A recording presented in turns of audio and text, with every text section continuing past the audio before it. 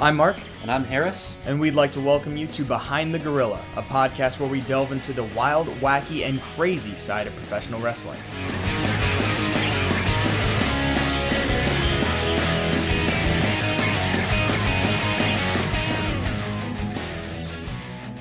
How's it going, everyone? Welcome to another edition of Behind the Gorilla, and we have an incredibly special treat for you, and we're debating whether or not this is the last episode we do, because there's nowhere to go but down, because we have our patron saint, David Arquette, on the show here, and it was so much fun. He was absolutely outstanding interview, such a great guy, so easy to talk to, and it's awesome. I can't wait for you guys to hear it.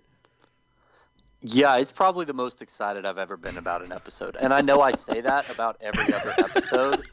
But do. Genuinely, I was a little anxious about this one just because you're the one who has all the interview experience, and I mean, like, it's David Arquette. It's not nobody coming on this show. I was thinking about this kind of in the days leading up, because we've known about it for about a week now when we got in contact with him. But right. Like, I was really trying to think, I was like, is there a single other person I would rather have on the show in any capacity? And there's not. Like, I don't care. Undertaker, Stone Cold, I would rather have David Arquette than any of these other wrestlers. Like, for real. Yeah. Because he is the really show. And we talk about this some, but he really encapsulates the spirit of the show. Perfectly. Yeah.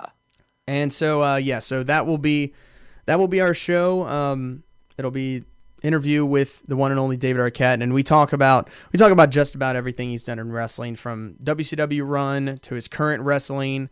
We actually didn't get in touch with the death match a whole lot, although he does mention it kind of at the beginning. But I mean, you guys all know a lot about that. He's already talked a lot about that. And we get some information that we did not know, such as he toured around as the WCW champion for about 2 weeks and to all the house shows, like not just like on Nitro or Thunder or whatever. Like he was at all the house shows, making appearances in the matches, and with DDP and Jeff Jarrett. So there's a hilarious story about that in Memphis that he'll tell, and also another crazy story about the first time he met Scott Kahn, his co-star in Ready to Rumble, and a gun being pointed at one of them has to do with it as well. So there's a couple of new tidbits in there as well for you guys. So it's gonna be a great time. So I guess first of all, is there anything we haven't really been watching a whole lot recently, because it's kind of, again, as you guys know, it's kind of been a dead time a little bit for WWE. Although the Rumble is coming up pretty soon. Yeah, but 2 weeks from today, as we record this. Yeah. So you'll have 2 Monday Night Raws if you listen to this the day this comes out, and it's gonna be fun. I'm always excited for the Rumble. Always. Right. It's always fun. This is what I was telling my friend who I took to that NXT house show in Atlanta a few weeks ago. Like, this is the best time to be a wrestling fan. It is. Stuff is about to genuinely happen, and we have such a clear endpoint in WrestleMania, a little around 3 months from now, that we're all building towards. And it's going to be fun.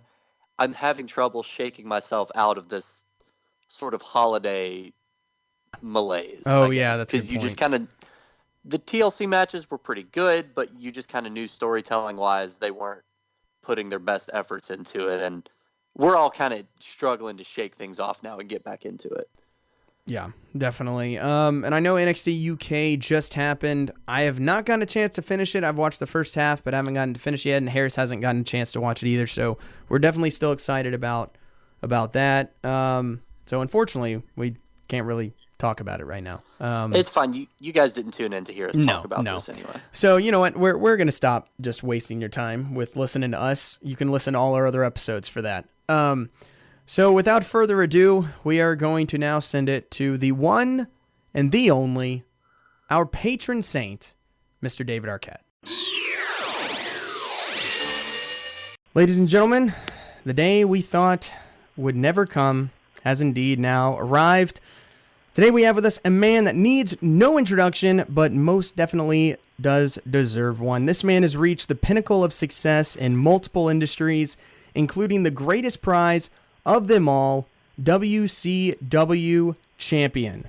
This man has entertained millions of people on both the big screen and the small screen, and even now provides a lot of entertainment for hundreds of people every week inside of the squared circle. Today we are graced by the man that represents everything our show is, a man that embodies the crazy history and love of professional wrestling, our patron saint, David Arquette. How are you doing, sir? Wow, I've never gotten an introduction like that, but I think we should manage people's expectations. It's a really high bar, and I'm not sure I'm worthy of it. Oh, man. Well, on our show, you are, and we get to make the rules here. So. Oh, good. I like that. Well, kind of to start off, I just want to kind of sum up our podcast here. And what we do here is we like to kind of delve into the crazy and ridiculous kind of history of professional wrestling. That's what we like to focus on.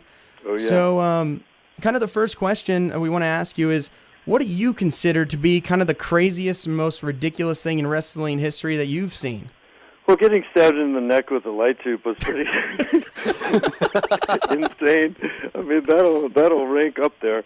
But, it's just little things. I mean, the wrestling business is just crazy. It's so crazy. I mean, people are just really kind of nuts. It's really funny. I mean, it's also like there's a backstabbing, bullying quality that's really weird to figure out. Mm-hmm. I've gone 2 times. I've been asked to appear on a show, and my hotel wasn't that, like, my room wasn't reserved, so I had to walk away in shame. Find a cheaper hotel somewhere. Pay for it myself. That's fun. But I would hate to think if I couldn't afford it and couldn't deal with the situation, wrestlers that really are doing the grind. But what's the craziest thing? I don't know. Seeing Canyon go off the second tier of the 3-cage match, being thrown off by, I think it was Mike Awesome or something, was pretty insane. That was a trip. There's a little-known story that I haven't really told because it kind of breaks a little the kayfabe business, but where else but here than to do that? Very true. So I went while I had the belt. One of the stops was in Memphis, Tennessee. And as you know, with Jerry Lawler and Jeff Jarrett and the whole Memphis sort of scene, they take the wrestling very serious down there. Oh, yeah. And the wrestling world. And they were like, we don't want you on the show tonight. And I was like, whoa, okay. They're like, no, we're literally afraid that people are going to riot or something. Yes. That's amazing. We've talked about that. What more do you want That's awesome. out of a wrestling show? That's perfect. Yeah. So they're like, so you don't have to come to rehearse today, or they don't call it rehearse, whatever. Mm-hmm. I don't know. I'm totally breaking rules here, but you don't have to show up at the time everyone else has to. Jeff and DDP will be fighting on a ladder. You'll come out with the belt, hand DDP a guitar. He'll hit Jeff with it. He'll fall off the ladder, go through the stage. Don't worry about it. Okay. Oh, so I don't have to show up on the time that everyone else is. Like, no. So I had a free day in Memphis, so I'm like, Graceland. I go to Graceland, I check out Elvis's house, walk around, look at his crazy clothes, see where, I think either he or his wife was buried. I mean, his mom was buried or something. I don't know. I check out Memphis. Then I show up right before the show, and they're like, okay, just walk out here, go to your right. DDP's on the ladder, hand him this guitar. He's going to hit Jeff Jarrett, or hand him the belt. He's going to hit Jeff Jarrett with it, and and then they're going to fall from the, ladder through the stage. I got it. Come out, boo, boo, we hate you. I I turn to the right to go toward the ladder, and I fall through the stage. I go directly through it, and I'm looking up, and they both look down at me like, you moron. You total moron. And so I had to roll out of the way.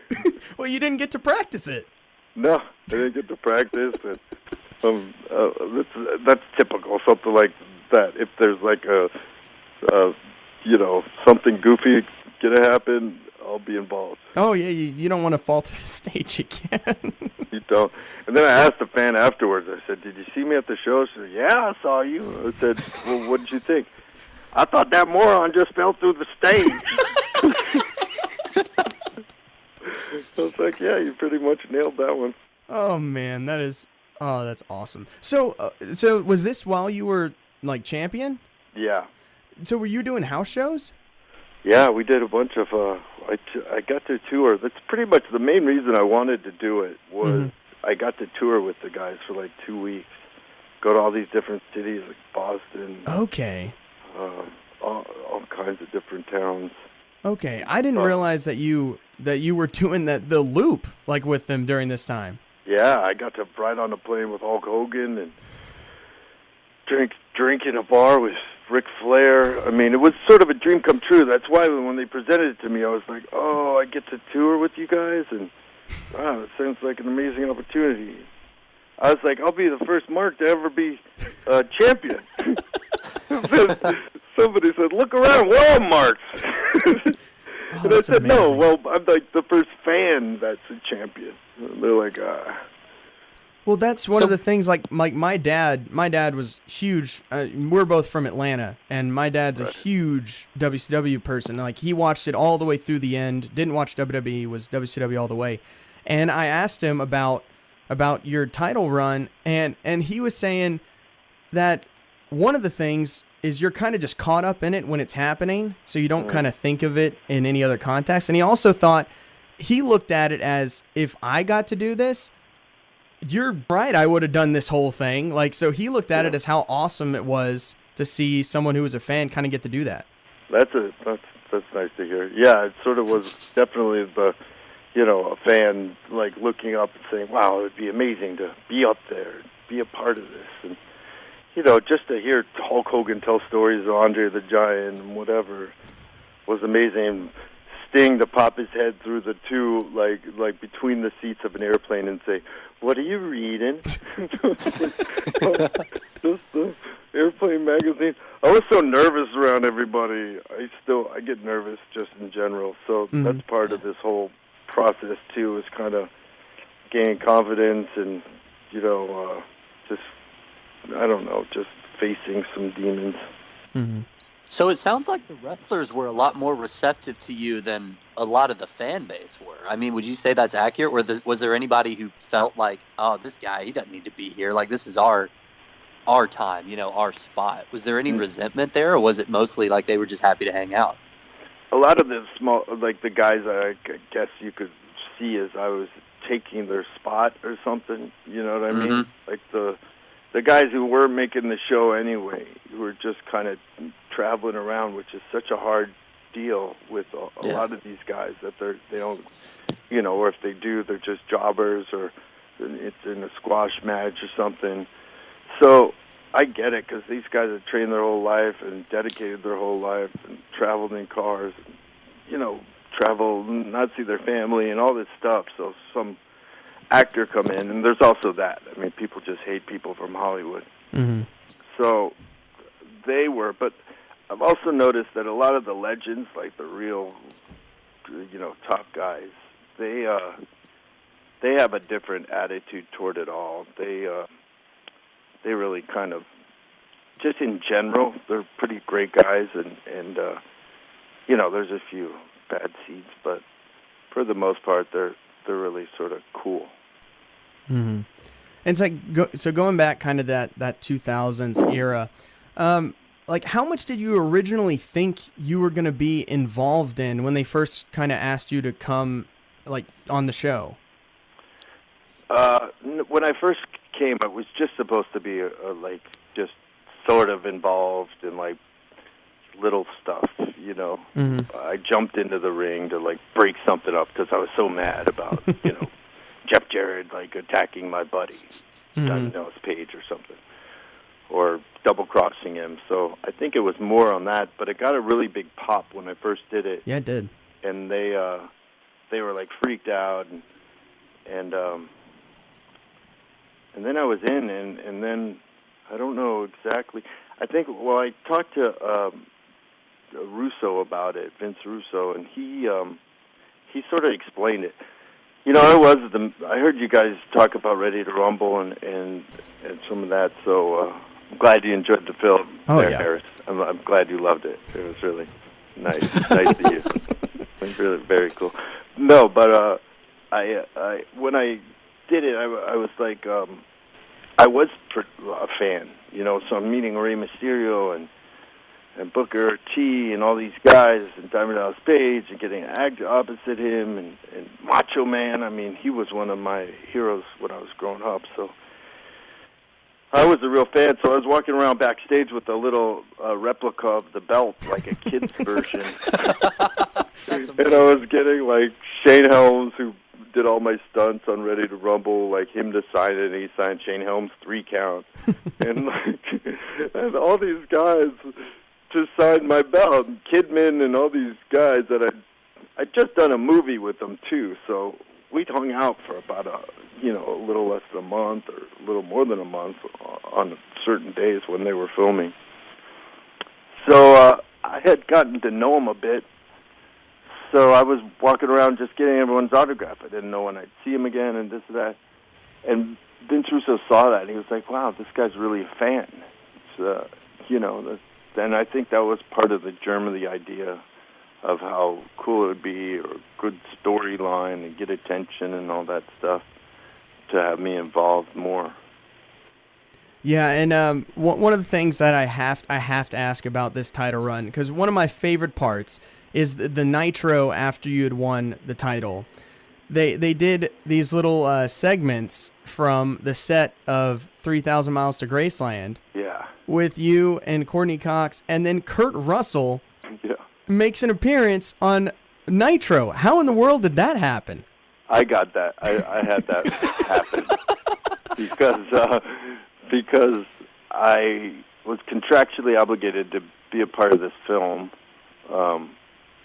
To 3,000 Miles to Graceland, we were all playing these Elvis impersonators who rob a casino. Mm-hmm. So I'd worked with Kurt already and gotten to know him, and Courtney was my ex-wife and my wife at the time. Mm-hmm. So I was like, hey, why don't you guys send a film crew up to Vancouver, or we'll just rent a local film crew. And so I essentially got to, like, direct that promo.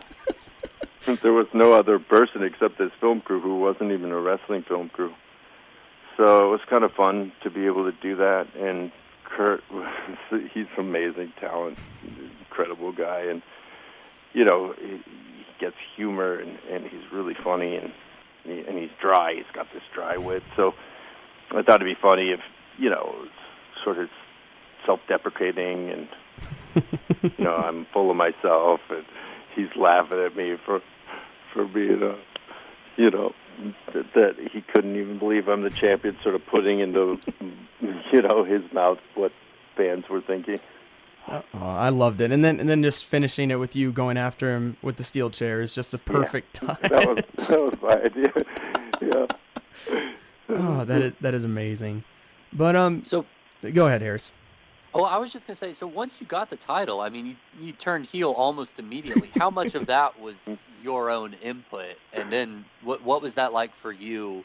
Like, as an actor coming in, obviously it's kind of a different skill set, you know, acting for movies and television versus cutting a promo in the wrestling ring. But how much, I don't want to say creative control, but how much, like, influence on your own character did you have at that point? I didn't have a ton. I mean, the one real shoot I did when I was there was, I said, I don't deserve to be champion. Booker T deserves to be champion. Chris Kanyon deserves to be champion. And these guys backstage deserve to be champion before me. That was sort of my one thing, like, off script. I mean, they pretty much give me sort of what to say. they like had me say "shut up" because it was a big commercial at the time, like the "What's Up" commercial. And I was like, they're like bigger. Like even in my first match, one of my first matches, they had me do the Scotty Too Hottie like move because they're like, "What can you do?" And I was like, well, "I used to be a breakdancer." And they're like, "Can you do the worm?" I was like, "Yeah, I can do the worm. I do a mean worm." And they're like, "All right." And then you go your hands this way and your hands this way, and then you drop an elbow. I was like, "Yeah, I can do that." But I'd watched WCW mainly at that point in time, and I wasn't too much into WWE. So when I did it, I wasn't prepared for the call and response. So I was like, they're like going whoosh, and I'm like, what are they doing? Whoosh.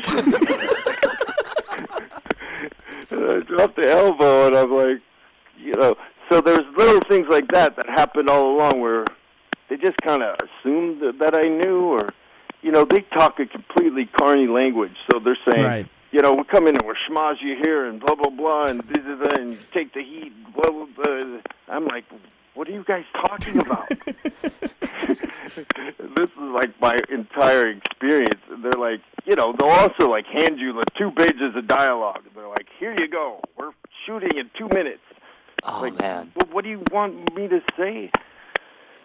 And also, there's a element, like some people who aren't familiar with wrestling will watch it and say like, oh, they're acting so big, or they're overreacting about certain things, or, the part of that is, this camera's close, but you're in an arena with, 5,000, 8,000 people, and, you want the people in the back to be able to see it too, or right. react, and you don't always have a projected television screen, so a lot of the stuff that you're doing is bigger. And then also I've noticed in wrestling that I'll do something where I have to be upset, stomp across the ring or something, and I'm doing it like the biggest I've ever acted, and I'm stomping across the ring like a baby, and I look back and you can barely see my reaction because I'm used to cameras, and like I'm used to, I'm hardly a subtle actor, but finding subtlety in performance, or like, internalizing stuff and, having stuff play behind my eyes rather than, say it or indicate it, or what all this acting bullshit. But so it's been a big learning curve, like how to cut a promo, how to act in the ring, how to slow down time. There's a great saying that a really amazing ref told me recently, and he said, listen, when you feel like you're going too slow down. And that like sums up like how you have to, work in a ring, because it really does, like everything in your head goes so much faster, and all your movements go so much faster. And like a lot of stuff is like, you want to hit somebody, you want them to react, you want the audience to see them react, and then you want to follow it up, but you need beats in all those moments. So there's all these little tricks and little nuances that I'm starting to figure out, but I'm still like, not lost anymore. I mean, depends on who you're working with. Right. But it's a lot easier when you're in there with a veteran. I just got to wrestle Colt Cabana, and that was an amazing experience. Yeah, and I was about to say, with your kind of current wrestling thing, when you first kind of got into it, did you find it like did you have anything you could pull back from that 2000s, from the movie and from kind of that run that you could kind of use when you first started training? Because watching some of those matches, like, you could always sell. Even in those, like in that cage match, or whatever, you were taking some solid bumps with some pretty good selling. So did you find that kind of come a little bit easier for you when you started training for real? A little bit. I mean, selling, one of the things I oversold a few times, you know what I mean? Like a little too much. So I had to sort of balance that. One of the things about, like, even as big as it is, everything's real. You know what I mean? And that's the big learning curve that I had to experience, and it's a lot more real than anyone would ever imagine. Like, it gets real in there really quick, and, you know, it's not, you know, there's real shots, you know what I mean? There's moments where you're like, don't pass out, you know what I mean? You're like, where the hell am I right now? You know, there's moments like that happen quite a bit if you take a hard shot. Mm-hmm. So, and then there's all these other things that go on, like, is this person trying to kill me right now? Like, there's moments, like, you don't experience that a lot in life, and you absolutely usually don't experience that on a set of a film or on a play. So, you know, the moments where you're like, okay, this person's actually trying to kill me. That's stuff like that happens in wrestling. Mm-hmm.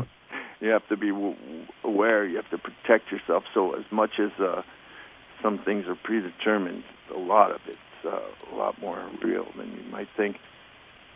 So as far as preparing myself for the first run, more so preparing myself what not to do or what I needed to learn, what I was looking to sort of figure out. You know, there's all this etiquette involved. I've always tried to be really respectful, but, you know, sometimes I also have an ego and an attitude, so if somebody's, you know, feeling like they're trying to push you around or I don't know, sometimes you stand up for yourself even though you're in the wrong or you're, you know, there's a lot of hierarchy and a lot of what's the word I'm looking for? Seniority going on in wrestling. So you have to, you know, there's little subtle things that I've noticed, like if somebody's calling a match and setting it up, if the vet is talking, you do not cut him off. You know what I mean? And if you do accidentally, or you do, like, sometimes you get excited and say, "Oh yeah, what if?" And it's like you let someone finish what they're saying, or, you know, there's all these other things that I've learned. You know, don't worry if your back's out and it's completely, like, crippling pain, because after this match, your neck's going to hurt so much worse. And you'll forget all about your back. And they literally, the injuries just kind of keep piling on top of each other. And then your body just becomes like, oh, I'm going through car wrecks every day, so I'm going to be prepared for car wrecks. Mm-hmm. You just have to, like, expect this kind of pain that you're going to get pretty much on a daily basis. Yeah, it's like nobody likes taking bumps, like in like training. Mm-hmm. But you have to take bumps. You have to do your rolls, and you have to hit the ropes, and you have to do these things so that your body's like, oh, this is when we hit ropes. Because people might think, like, those ropes are no joke. And there's also, like, a whole thing about running the ropes. Like, you know, you can run the ropes or whatever, but it's almost like a bit of a calling card. Like, I knew, you know, the way you hit the ropes are like, oh, he knows what he's doing. You have to, like, show people. Mm-hmm. And then, so kind of with your current wrestling going on, I've noticed you're on a little bit of a winning streak. It seems like you had that solid win against Josephus. You got to shave everything off of him, and then you got to beat Colt Cabana last week. Man, that was just luck. I mean, it really was. He, you know, we had known each other. He'd filled in for me a couple times when I couldn't do events with RJ City. Mm-hmm. But then my schedule opened back up, so then I could do the event, but it's already booked. So then I'd pay for myself to get there, and I'd surprise the audience just to come out. Because one thing I really don't want to do is let down the fans, because they really are the greatest. Mm-hmm. So I come out, and so I did that a couple times, and I sort of acted like their manager, which was really fun. But I got to see Colt, so I got to learn a lot of his technique, and And I think he underestimated me. Let's just say he really sort of, Colt's an actor, amazing actor, but I'm an actor too, so I acted like, he didn't have anything to worry about, and lo and behold, I came out with the win. Hey, the diamond cutter's no joke. It's no joke, man. It's no joke. I mean, my first match back, I did the diamond cutter too early. I've learned that. You have to really break them down, so that it comes at the right point in time. You can't try to throw it, if all the pieces aren't in the right place. Oh, of course. And then with that match, I saw the footage of your entrance from that, and it was absolutely phenomenal. And so is this a start of a new character for David Arquette, the Candyman? Oh, the Candyman. I think when appropriate, the Candyman will come out. It's a good. I don't know. I come out to the song that's in Willy Wonka and the Chocolate Factory. Who can make the sun rise? Sprinkle it with dew. So it does have a very uplifting, not very hardcore opening. So there's a very different tone, but it does create an atmosphere of love. And I have a nightclub in Los Angeles called Bootsy Bellows, and I love to bring candy. I'll stop by a CVS or something and just stock up on bags of candy and then hand them out. And there's something about when you hand out candy, people are like, wow, it's Halloween. We're immediately happy. What is this? Sugar's incredible. You see the room after you pass out a bag of candy. You see a room hey, everybody gets all hopped up on sugar and they're in a great mood, and it's hilarious. So that was sort of the germ of the idea, to just come out and be able to give things to people, candy, and it's just funny too to be wrestling, look over, and somebody's actually eating the lollipops. And I'm a big Joey Ryan fan. I'm not trying to steal his gimmick. It's more of an homage. Of course. Right. But and I told. Oh, I'm sorry. Go ahead. I should have. I had this prepared. I had a gummy hot dog I was going to hide in my shorts. and then Colt, being the sort of professional and quick-witted fellow that he is, was like, do you have any candy for me? And I was like, I should have, and it would have gone good with the tampon, time period. It would have been a perfect tie-in with the absurdity of it all. Oh, that would have been great. Well, I was telling Mark, this is perfect because, when you inevitably turn heel, you can be the guy that gives out apples and carrot sticks to kids on Halloween. Oh, just turn on your candy completely. God, that's creepy. You're dark. Well, you didn't have to put razor blades in them. I was just thinking from a health perspective. Yeah, I will, no doubt take it to a bad place. Oh, man. But, no, I'll just give them really bad candy. The orange peanuts. Candy corn. And, Circus peanuts and candy corn. That's what you're going to start giving. Goobers. Is that what they're called?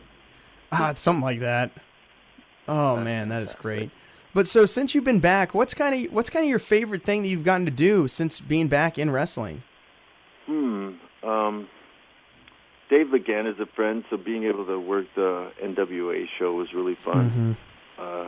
Despite being a complete ass, and I don't know if you're familiar with RJ City, but that guy is just, my God, he's just so difficult as far as being, a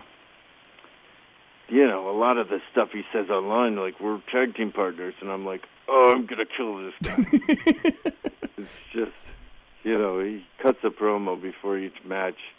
It's first he apologizes to everyone in the audience, and then he says, you are the most talentless person I have ever met. He says it right in my face, and that's I just terrible. Bite his nose off.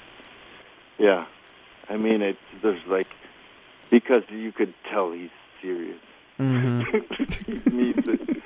Yeah, we're not RJ City fans on this show. Oh, good. Definitely not. I feel like that's part of that psychological warfare, though, because then your opponents are over there thinking, well, yeah, we got this sorted. We can handle these guys. It's all part of playing the game. Got to get in their heads. Well, yeah, the problem is he's getting in my head, too. Part of the problem with me in wrestling, and this has gone back, and it's part of, it's why I love playing the role of Gordy. I'm one of the most gullible people you'll ever meet. I mean, somebody could say, I just, climbed Mount Rushmore. I was like, really? That's incredible. They're like, no, I can't do that. I mean, I'd have to be a real climber. So, for me to be like wrestling, I'm still like, wow. I don't know, Johnny Impact, I guess that's his name right at the moment, really hates Sami Callihan. I don't know. No, Sami Callihan fought Willie Mack. I was like, Willie Mack and Sami Callihan don't like each other. I don't know if they do or not. Well, you're still trying to figure it out. You're still kind of an outsider to all this. I think I'll forever be an outsider. And I'm more comfortable sitting in the audience. Mm-hmm. I can't wait for the day where I'm back in the seat. I mean, I'm frequently back in the seats. I still go watch shows. And whenever you do watch a show, I mean, if you've been in the ring, whatever, you're always like, let's give it one last shot. There is a total, I don't know, addictive quality to it. And especially being a performer, you want to be part of the show or entertain. I mean, it's fun. It's fun to be a part of, but I do enjoy just, the crowd participation part and just watching a match and screaming along and, Well, kind of along that same line, I want to kind of talk about Ready to Rumble a little bit, and because we're big fans of the show, although I'm more of a fan of the movie than Harris was, but I sort of got that. You don't have to throw me under the bus like that, man. Look, listen, Harris, it was quite obvious. It's fine. It is part of the appeal is that you get to see some of these legends, on the big screen. And where are you going to see Macho Man in a film? I mean, I'm sure he did other films. He did a rap album. I know that much. Yeah. But with that, because you were just talking about kind of the being in the crowd, because there's a difference with watching wrestling on TV and watching it there in person. You get a lot more invested when you're there, and you throw a lot of other things out, and you just kind of live in that moment. And it was so fun getting to watch in that movie, because that's exactly the character that you're playing in there, is just a character that's totally lost in this moment. And so even though it's on this other level, it's still, there's a level of realism to that, to being a wrestling fan and acting that way. Oh, yeah. Totally. And, there are wrestling fans that are very much like that, I like to say 30%. Mm-hmm. A true, whatever you'll call mark or whatever, hardcore, believe it all, still real to me kind of situation. And I get that number from sort of Trump's base. No matter what he says, they will believe him to the end. And that's sort of the same algorithm I'm using. Mm-hmm. But how kind of did that come around? Because that was really your first foray into any type of wrestling thing. So how did you find out about the movie, and then kind of about did you have to audition for it, or how did that come about? No, it was after Scream, and so in Hollywood, you don't have to audition so much if you're coming off a really successful film, unless it's something the director doesn't want you for, or the studio doesn't want you for, and you have to prove it to them. And even then, sometimes it's a funny story. I was on vacation once with Brad Pitt, and he's sitting there on the phone half of the vacation, and he's saying, just have them have me come into the room. I'll read for him, and I'll show this director that I can play this part. And I'm watching Brad Pitt try to sell himself at the height of his career to someone, and I was like, "Oh my God, it never ends. It never ever ends." So yeah, but sometimes when you're coming off a successful film, it's a lot easier to sort of pick and choose. And I was doing some stuff with Warner Brothers at the time, and they gave me a few scripts, and I read it, and I was like, I'd always been a wrestling fan. I loved wrestling from, way back. I saw Macho Man. I fell in love with Miss Elizabeth. That was like pretty much my gateway. He was my gateway drug. And then Macho Man, I always thought Macho Man didn't treat her right. He was very sort of aggressive with her, made her stay in the corner and stuff like that. That's true. Like, come on, Macho Man. But you would have done way better. Yeah, well, Lex Luger, I'm sorry. Sorry. No, I'm sorry. That's a very deep wound. Mm-hmm. I'm sorry. I apologize. Lex Luger's also a very nice man. Mm-hmm. But I'll always go for a quick, easy joke at the time. I hope no one takes offense. No, we're all about that. Oh, okay, good. Well, so I saw Andre the Giant was also, like, big, like, wow, I couldn't believe him. I went to see him live with Hulk Hogan during that whole time and ran up and touched his greasy, pimply back, hairy back, and was like, this is amazing. And so that was hooked like then, and it was Junkyard Dog and, $1 Million Man and all this old school thing. And then my dad he was the voice of Jimmy Superfly Snuka on the Hollywood Hulk Hogan cartoon. Oh, really? Yeah. So that's awesome. That got me more into it, and was like, my dad's the coolest. He's the voice of one of my favorite wrestlers, Jimmy Snuka. So, and it was the total bad accent, completely in this day and age would be complete racism and all of that. Mm-hmm. But at that time it was like normal. They'd have just their guys come in like, hey, try a Samoan accent, like, hey brother, oh you got it. Man. So I loved it, and and then I sort of got into graffiti and breakdancing and all this stuff, but kind of stopped watching wrestling. And then when this came up, I read like a bunch of these people that I was fans of as a kid, and thought the script was funny, even though Harris didn't. So I was like, well, this would be incredible to be able to play this. And I knew Scott Conn from growing up. Mm-hmm. During a graffiti battle one time, a friend held a gun to his head. Jeez. Yeah, that happened. And then I was a big fan of... I have a lot of questions about the graffiti. It was very wrestly, very wrestling world, kind of like backstage, like macho. We had a friend who had gone to jail who used to be in our crew, and then Scott's crew was saying that they were KGB, but we were KGB, and they were Killer Green Buds, and we were Kids Gone Bad.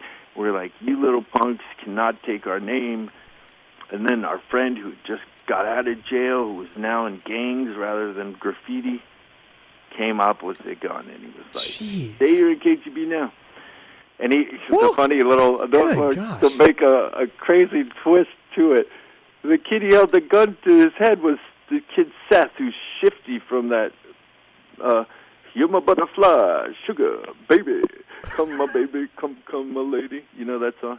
Yes. Yeah, really? The singer of that, Shifty, his name was Seth, and he was the kid who was talking a lot of trash, and then our homeboy, Deffer, came up and held a gun to his head. And then we were all like, it's not that important. This is right. Stop. Please put it away. We were like totally pussed out at that point. We were like, no, well, yeah. I'm scared. That's like real at that point. Jeez. That was very real. Oh man, I know, we went off track there. It took a dark turn. That was just to say that I knew Sky Khan way back. And then we'd all stayed sort of in touch and friends ever since. And then I was a big fan of Oliver Platt. So then I started getting back into like wrestling, watching WCW a lot at that point. And it was really a hot time. Like, and I'd watched a little, like here and there. And then, yeah, so that's why I wanted to do it. Oh man, but well, I think one of the things a lot of people have issues with kind of the movie is like, because it seems to be portraying wrestling fans as all kind of dumb and like kind of generalizing, and I know a lot of people kind of have that problem with it. And I know Tony Schiavone has talked about that he disagreed a lot with the director Brian Robbins kind of on the portrayal of wrestling fans.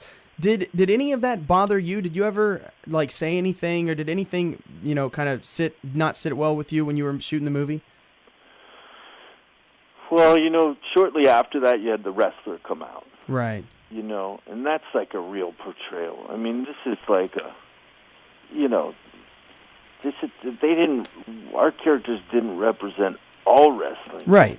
It represented this type of wrestling fan who's completely, they're also like, in general, like just complete, like kind of, they're just total marks and, in a funny way, like, they're not the smartest tools in the sharpest tools in the shed, smartest tools in the shed. So I was perfect for the role.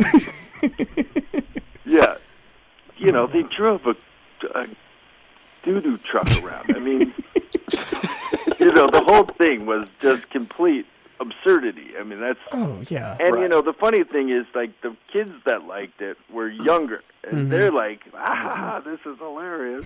Because they're not taking it personally. Like, we're saying that Tony Schiavone or any kind of fan of wrestling is Well, and if I can redeem myself in your eyes a little bit, I know you mentioned, in our review of that, we talked about this, and, how my favorite part is that you watch it, and, I mean, yeah, it's very easy, like, 20 years on to be like, oh, well, this is just not realistic, and wrestling fans are much more sophisticated, but then we're not. That's why it's so funny, because you see a shot of, of Gordy in the crowd with a sign that says Gordy, which, by the way, I don't know, I assume that wasn't your idea, but that was absolutely brilliant, and I loved that.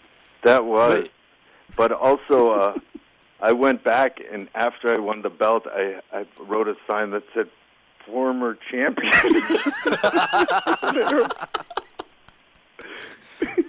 Oh, man. I love that so much. That's when it gets really good. That's when it gets like, when you get both sides of it. But then you're also like, really upset about stuff. Like, how could they do that? Right. Like, I hope Cena's not coming back just for publicity. Mm-hmm. Yeah. Yeah, I really hope he's like giving it like to a certain extent. Like, who cares? But wrestling fans care, and you don't want to like, I don't know, be disrespectful. I guess that's what it came down to. There was an element of disrespect. But could you imagine if we did that movie the way that movie's written and that movie looks and was conceived? Like, seriously? Like, I mean, it could be very funny, but it would just be subtler. It's like... Yeah. Right. It's almost like Vice. If you've seen Vice, it's an amazing movie. Really out there.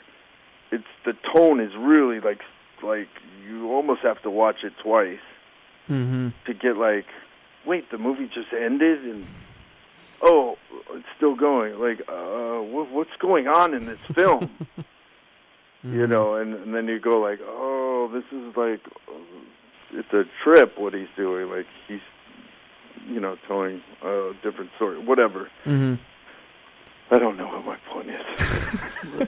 Well, but also, like, that was the way, like, that was a really common genre of films right there, like, right at that 2000 part. Yeah. I mean, those type of comedies were all over the place. Yeah, and I mean, they're still doing stuff like that. It's true. I think in the terms of, silly, like kind of crude and funny comedies, it still kind of lives up. I mean, Oh yeah. some of the stuff that's going on now, I mean, I'm not the biggest fan of some of these movies where it's like they get a concept and then they get an actor and they put them together and then they try to find a few funny set pieces and then you got a movie. Yeah. At least you get to see Macho Man right at the opening. Yeah, you get to see a bunch of people in there, including John Cena in that workout scene. That's right. Which I find absolutely hilarious that John Cena isn't ready to rumble. I know, me too. That's where he got his Hollywood career. That's where it all started, man. So you're partially like responsible for John Cena's big acting career. Oh, no. No, you can't say that. Oh, man. Well, the other thing we were talking about with this movie is, you know, there were other comedies like by that, the way, just as a side note, Yeah. I think he's doing a great job. He thinks he's hilarious. But you don't see me throwing some big fit that, what's this wrestler doing in Hollywood?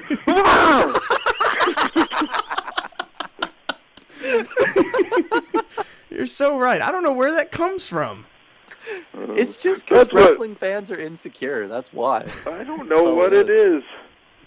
But somebody was you. attacking me, and they're like, how would you like it if I came there and came out to Hollywood and got into the movies? Like, come on out. Yeah, come on. Everyone does that.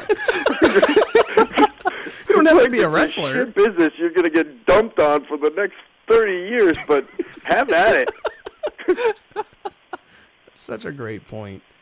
Oh man. Well, just a couple more things that I got to ask you about. One thing, this whole started our fascination with you and your wrestling career really kind of started with our third episode where I talked about your title run, and in the process of that episode, you can kind of feel us going from this is a ridiculous thing that happened to us really figuring out that we really do enjoy it and find it really funny and interesting, especially looking back on it.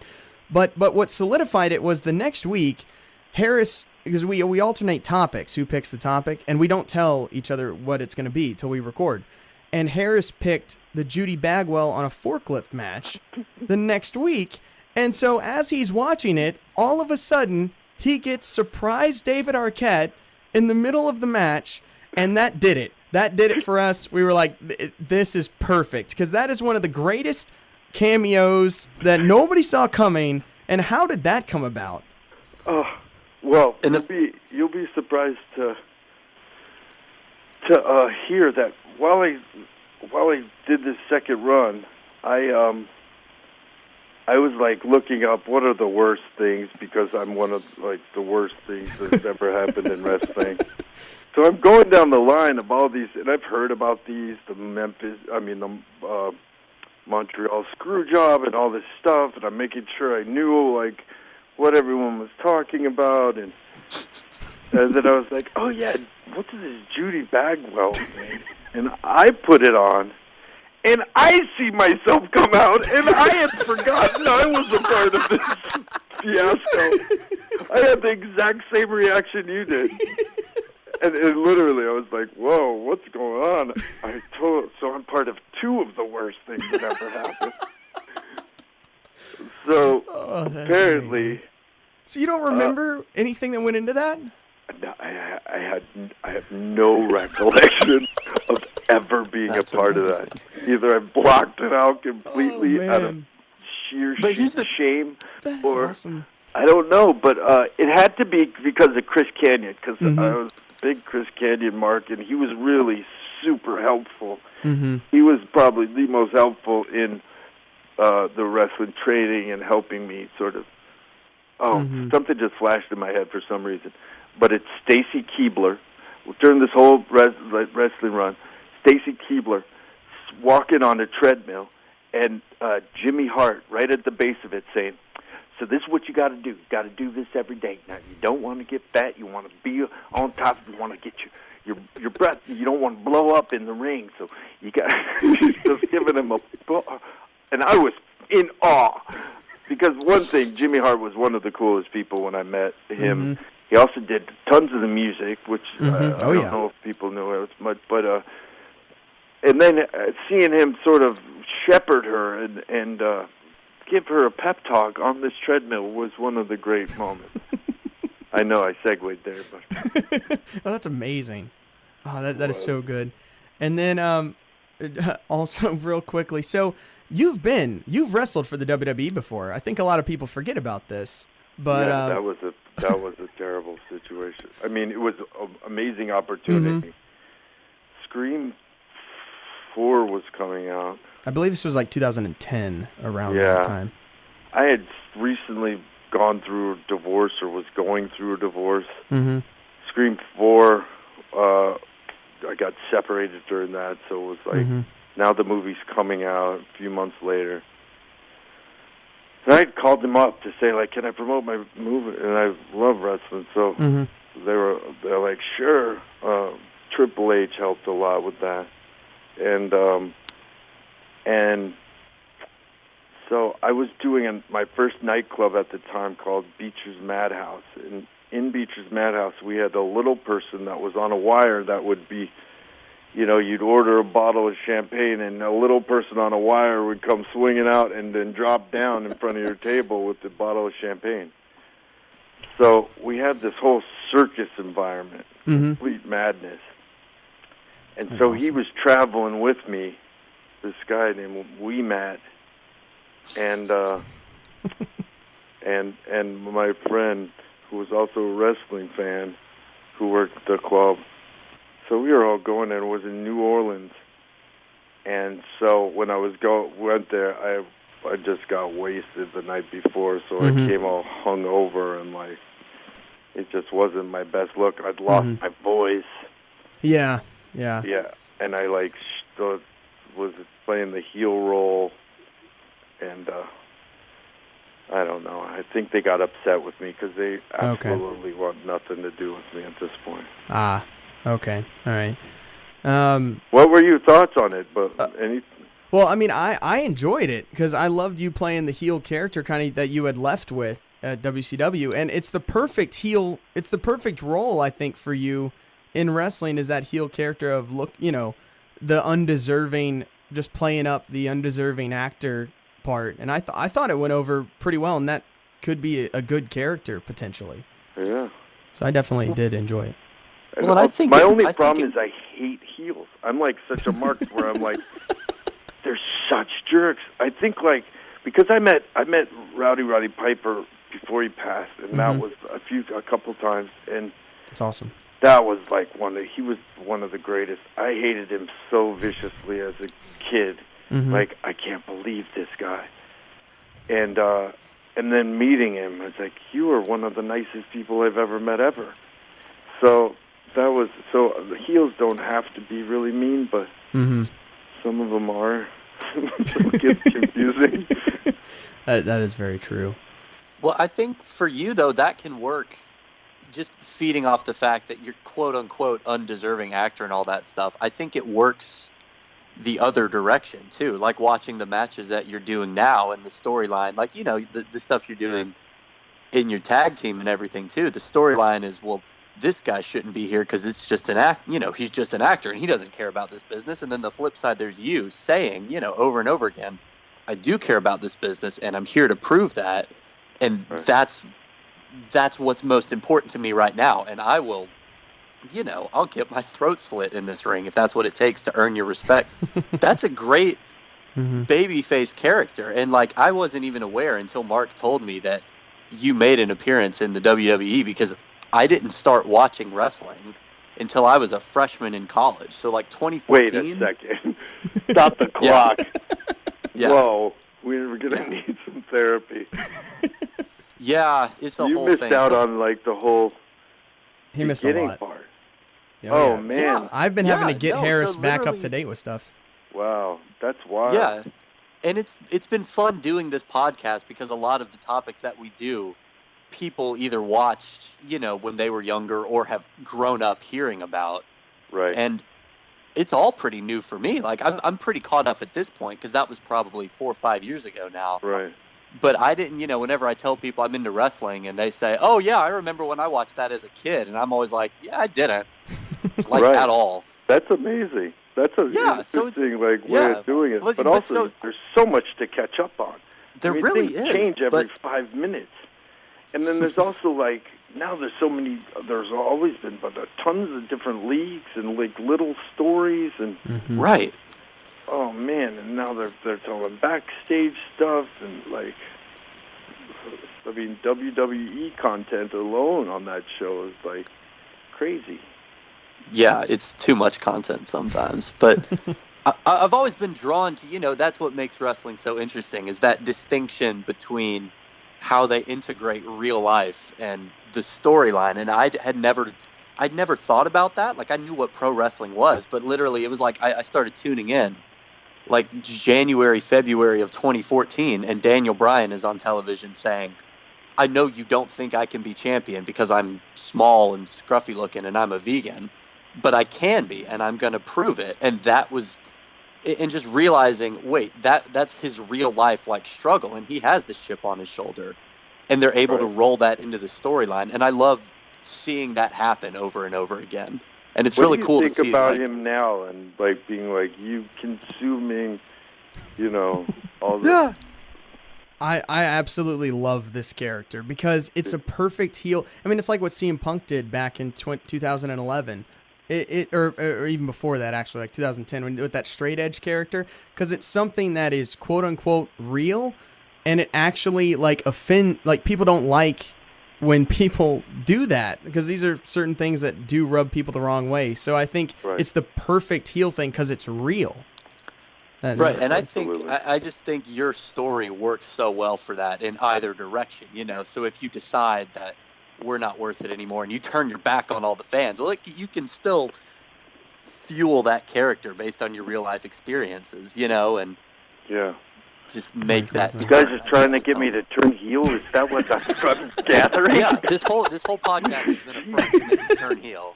Well, it's a swerve. I'll have to consider it. Definitely a swerve. I didn't see that coming. All right, so we're gonna wrap it up here, and just the last couple of things. What is your ultimate goal, kind of, with wrestling? Like where does it lead? Because I know you started with trying to get away from this perception that fans had of you and your run. So what's kind of the goal now? I still think there's some old timers that haven't really accepted me, so that would be nice. I mean, not the legends, but more like some that probably will never, because that's just not their nature. But I don't know. I don't know what the goal is. I mean, just to be involved, part of wrestling. I don't know, just to sort of put a end on the whole thing. Yeah, no, that definitely makes sense, and it just seems like something you're enjoying, and are just kind of enjoying the ride right now. Yeah, totally. But being a manager might be fun. Oh, you might be onto something there. Yeah, it would just be fun, like just flavor. I don't know. And then I know when you started this, you started shooting a documentary. You started kind of documenting your wrestling journey. So what's kind of the status with that? I have like 2 or 3 more matches I have to do. Okay. Just to wrap it up. Yeah, well, I'm definitely looking forward to that. I think that's gonna be really fun to watch for sure. Just kind of this journey. And then, is there anything else that you want to kind of plug or promote? What do you have coming up? Anybody want to call out? Wrestling wise, I don't know. I'm talking about doing something maybe with Northeast Wrestling, which I appreciate their brand over there, and I owe them a trip. So I owe Buffalo a trip. I owe Greektown a trip. So hopefully, I'd love to get down to the South too. Yeah, that'd be awesome. Definitely. I'd love to come see you if you can make it to Atlanta. I know you're not really from around here, but oh no, one of my things is Atlanta's like a big part of it. Okay. I have a friend who just opened a nightclub there, and I helped him with the design of it a lot. And I want him to get to do some wrestling shows there. So that awesome. Could be it. Do do a bar with some wrestling. Oh, that would be so cool. Yeah, in L.A., not bar wrestling. I wouldn't want to step on Joey Riley's feet, but... Yeah, well, if you ever come out to... Because I moved out to South Dakota now for work, and so if you're ever out in the Dakota area, I'll definitely be coming to see you. That is for sure, but there's not a whole lot out here, unfortunately. No, but there's wrestling, isn't there? I know that Eugene, the WWE character Eugene, he has his own promotion in Sioux Falls, which is in South Dakota. And then I know there's stuff in North Dakota, like the Fargo area. I know has some stuff, but it's definitely few and far between, for sure out here. It's definitely a change.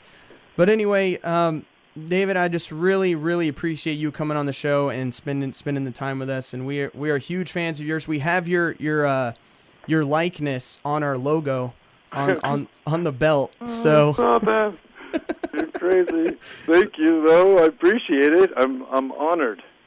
Oh man. So yeah, I know Mark gave that beautiful introduction at the beginning, which I don't know if you wrote that down or what. That's the best thing you've said on a year of this podcast. But I just wanted to add that too, that I think the reason you kind of became the patron saint of this show, as someone who is still learning a lot about wrestling, I knew your story kind of in passing as like, here's a really crazy thing that happened and it was really dumb and it sucked. And it wasn't really his fault, but it's just all the kind of general negativity, I guess, that you've gotten over the last 18 years. And going further into that story and like watching your matches in the course of this show and getting like surprise appearances and stuff like the Judy Bagwell on a forklift match. But it kind of evolved not from this, dumb, stupid thing that happened to this. No, this is really fun. This is a guy who cares a lot about wrestling and about storytelling, and he's doing something he's passionate about and really connecting with other people, even 20 years later. And I just feel like that's kind of been my experience with pro wrestling in a nutshell. Like, a lot of people want to write it off, but there's so much heart to it and the people behind it and the storytelling involved. And you do just encapsulate that. So awesome. I hope Thank you so much. That is exactly what I fell back in love with. Yeah. Is that how much I've learned so much in this run, like the little nuances of it that have just like opened my eyes to like, wow. Right. This is really an art form in a crazy way. Well, again, David, thank you so much for being on the show and taking the time. And you are welcome back anytime, sir. Thanks, Mark. Thanks, Harris. I will call. Let's do this again soon. And yeah, definitely. I got to get your information, so I'll send you a little gift packet. Oh, well, we would really, really appreciate that. All right. For sure. All right. Thanks so much, David, and good luck on your wrestling career. Thanks, guys. And that, ladies and gentlemen, is the one, the only, our patron saint, David Arquette. And probably the pinnacle of the show. I'm trying to think of where we can go up from here. We got a high bar. Oh, we'll just get him on again and just keep that'll be the bar that we keep trying to top. I don't know. I mean, that's fine with me. I mean, if we had like a reoccurring monthly thing, what's up with David Arquette? I mean, we could have like an actual segment instead of like with him instead of just us talking about him. But I don't know if he wants to talk to us that much. Oh, I doubt it. No, definitely not. But but anyway, we definitely appreciate David Arquette coming on the show because we are probably. I meant to mention this to him actually on the show and I forgot. We have to be his biggest fans that aren't like directly related to him. Like we have to be. I think so. Maybe this will be the beginning of, like a new wave around the internet. I feel like there's a lot of fans that sort of know that he's back in wrestling and sort of like him if they've seen one of his matches. But I can't think of two other people who would legitimately mark out for David Arquette like we just did for an entire hour there, and absolutely will whenever we get the chance to see him wrestle live. Yeah, I know, which, man, I definitely look forward to that hopefully when that happens at some point, if he comes anywhere within this area, man, which there's nothing up here, so. Yeah, good luck with that. We'll see. But, yeah, that was awesome. I mean, that was even better than I hoped, to be honest. Like it exceeded my expectations, and I thought it was going to be good. I mean, because I've listened to his interview. He's a good interview. He's fun to talk to. Seemingly, but it was even better than I thought. That was great. Yeah, it was a lot of fun. You could tell he really enjoys being able to talk to people who appreciate what he does for wrestling, because the sense you get is over the last 20 years, there's been a lot of negative vibes in his way. And that's a shame because he's really passionate about it. It's also a shame that Harris had to add to some of those negative vibes with his I thoughts know, of Ready what to the Rumble. See, Harris didn't realize he there. listened to our show on Ready to Rumble from a few weeks ago. Yeah, so he busted Harris's balls. It was great. You guys definitely need to go check that out if you haven't already, because it's Mark has sat me down and showed me this wrestling movie that David Arquette starred in. And that was Mark the start. Is gushing. What? I said that was the start. Like that was the David Arquette start. Right. And Mark is gushing about how much he loves this movie. I do. And I'm sitting here like an idiot. 20 years later, I'm like, well, it's just really not that sophisticated. And he listened to that before he came on the show. So he's just like, yeah, thanks a lot, man. I appreciate it. So I was on the back foot the whole second half of this, but it's fine. It's fine. I think he knows that I appreciate him. I hope so. If you're still listening, I appreciate you. We do. We definitely appreciate you. Oh, anyway. Man. So, you can follow David Arquette on Twitter at David Arquette, just to help plug him there. Not that he needs it more than we do, because he doesn't. But he's got a bigger fan base than we do, that's for sure. But just definitely go and do that. It's a solid follow. His career is so much fun being able to follow. I'm waiting for him to do more stuff that's like going to be aired like on actual things, so that so that I can actually watch more live. Instead of having to kind of retroactively find stuff. But either way, it's fun to follow and fun to watch for sure. So if you're brand new to the show and are coming on because we talked to David Arquette, we want to thank you for listening. Thanks for joining us. And this is kind of our show. It's us picking a crazy wrestling topic each week, either me or Harris, and then telling you guys all about it. So that's the way the show kind of is structured. And so you might find out some things about wrestling that you didn't know before, and then you might also just hear people talk about certain things that nobody else has ever talked about before. Yeah. So if you are new, definitely go back and listen, especially to those episodes we reference. I think it's episodes 3 and 4, right? It is. Yep, episodes 3 and 4, 10 Pounds of Arquette, which is where we talk about David Arquette's run. You can hear us go from this is really dumb to this is actually awesome in the midst of the show. And then the Judy Bagwell in a forklift match is episode 4, which is still the greatest single moment that has happened on the show. In terms of just pure joy in storytelling, yeah, absolutely. And also the fact that he had the exact same moment as you did with himself. That's incredible. It's like and it makes the me so greatest happy thing because ever. Surprise David Arquette is one of the best things in the world. It's the greatest thing and I'm glad ever. he also gets to experience it. And I got to experience it on a smaller scale when I watched Bone Tomahawk. And then all of a sudden, he's in the first scene of the movie, and I was like, what? David Arquette's in the movie? I didn't know. And so I got that, but not nearly at the level that you did, which I'm still jealous of. Yeah. But, and at this point, I will never, ever get that. I've come... you know what? The only way I could get unexpected David Arquette at that level is if, I was in Walmart up here and, ran into him. That's, the only way it could be at Guess that what, level. Mark? You're going to get it when he comes out in the Royal Rumble in 2 weeks. To be honest, that would be amazing, and I kind of wish we had asked him about that, but then I didn't want to. Because we were running out of time, and we needed to wrap stuff up. It's a slow burn. It is. You know, he wouldn't have spoiled it. No. He's way too professional for that. But anyway, yeah. So that was by far the best show we've ever done, and probably the best show. I honestly cannot think of how we could top this. So we got to work hard from now on. But again, thank you guys so much for listening to this. And if you want to support the show, follow us on Twitter at @behind_gorilla for all the show links, all the updates, all of our thoughts on wrestling. It's mostly my thoughts. I'm on that more than Harris is. But every now and then Harris chimes in as well. So definitely follow us on there. If you want to follow me on Twitter, I'm at @MarkyMarkBrand. And I'm at Harris Wilson, and I get a lot more wrestling tweets on my personal Twitter. But yeah. Yeah, so definitely do that. And then if you're so inclined, I have another podcast called the Uncaped Crusaders Review, where me and my friend Ian go through and watch every single Batman movie ever. So if you are so inclined, go ahead and check that out as well on Twitter at Uncaped Review. We have just finished doing the very weird anime-based Batman film called Batman Gotham Knight from 2008 that came out kind of on the back end of the Dark Knight movie, and it's very strange and weird. So if you want to hear our reactions to that, then that is out right now. You can find that on all the same podcast platforms as this one: iTunes, Stitcher, Google Play, Spotify, everywhere. So yeah, again, that will do it for the show. Our greatest show ever. We got to have David Arquette on this show.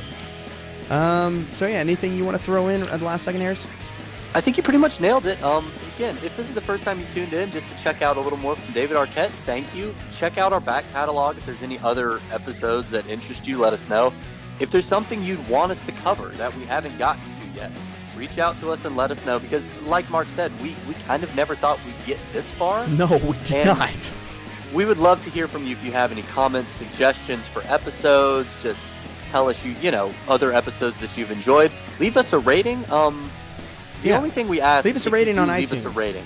If you're new here, just go ahead and keep it wrestling themed. So if you think that we just knocked this out of the park, it's the best podcast of all time, 5 stars. It's the John Cena versus CM Punk at Money in the Bank of podcasts. Just keep it related. If you think it was terrible and we're a 1-star podcast and we should shut down forever, that's fine. But just try to compare it to a match too. We want to continue the conversation. That's all we want about wrestling, even if that's just you leaving us a review. I just think it's a fun way to get our feedback. So yeah, that's all I got. Let us know what you think. Reach out if you liked it, if you hated it. We have pretty thick skin, like David Arquette. We can take it. Yeah, we're fine. So, yeah, go ahead and do that. Again, thank you guys so much for listening. And we'll be back next week with a brand new episode of Behind the Gorilla. Again, I'm Mark. And I'm Harris. Have a great week.